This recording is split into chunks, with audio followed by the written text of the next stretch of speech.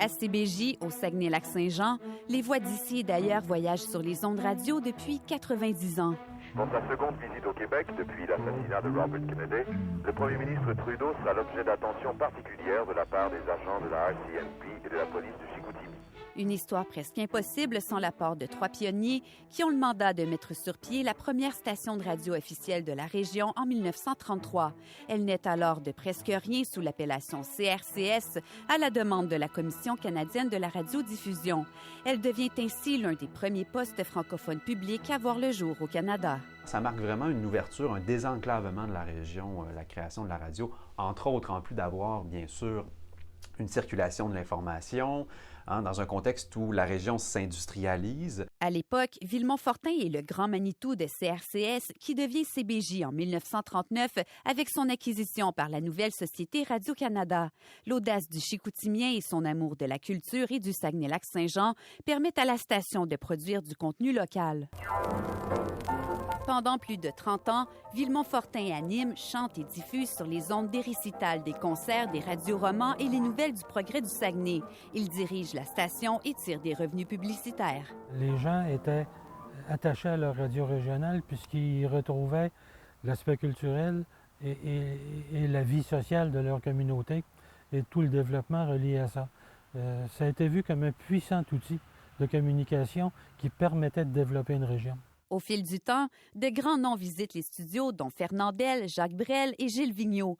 De nombreux concerts sont également enregistrés, notamment au Conservatoire de musique de Saguenay.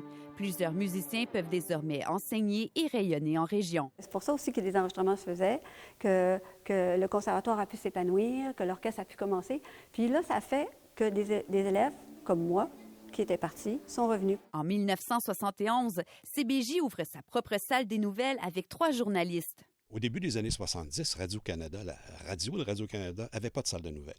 Il y avait une agence de nouvelles qui fournissait les nouvelles à Radio-Canada.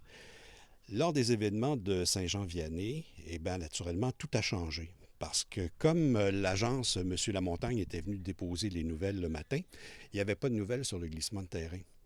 Alors, Radio-Canada a pris conscience de l'importance, justement, d'avoir une salle régionale.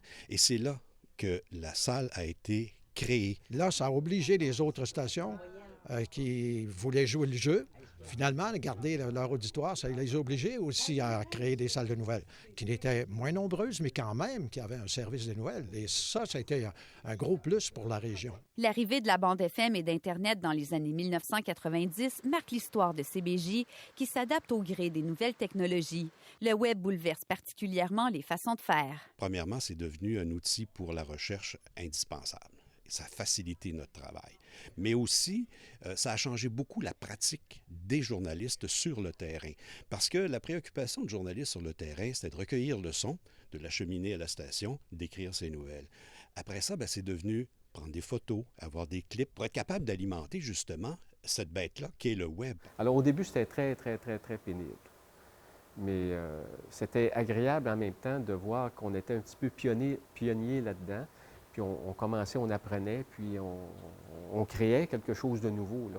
Depuis ses débuts, CBJ offre un lieu d'échange aux acteurs de la région et un lieu de réflexion à une société qui se transforme. Si la technologie a souvent remis en question la pertinence de la radio, plusieurs croient qu'elle est là pour rester. C'est un média que tu peux transporter. Et puis, c'est pas un média qui est lourd comme la télévision, par exemple. C'est un média qui est intime.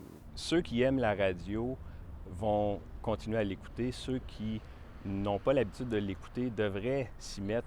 Et je pense qu'ils tomberont en amour avec ce merveilleux médium parce que les gens, une fois qu'ils entrent en proximité avec les artisans de la radio, que ce soit à Radio-Canada ou dans d'autres stations de radio, c'est un médium extraordinaire. C'est la voix, ça suscite l'imagination. C'est très accessible. C'est grâce à son apport et celui de l'ensemble des médias du Saguenay-Lac-Saint-Jean que la région s'est forgée une identité. CBJ, la radio de Radio-Canada au Saguenay-Lac-Saint-Jean. Ici Mélissa Paradis, Radio-Canada, Saguenay.